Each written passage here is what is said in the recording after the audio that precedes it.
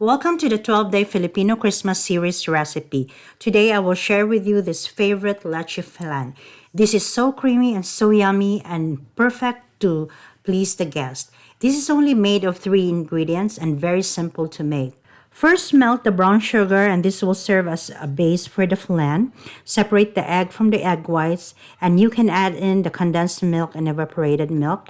Ensure that all the mixture are very smooth. Transfer the mixture in a prepared pan and you can steam it for 27 minutes. You can cook it by a regular steamer or an instant pot. In my case, I always use the instant pot because it's faster and it yields a very easy and smooth results. This is seriously really good. I highly recommend this. And I always make this for Christmas.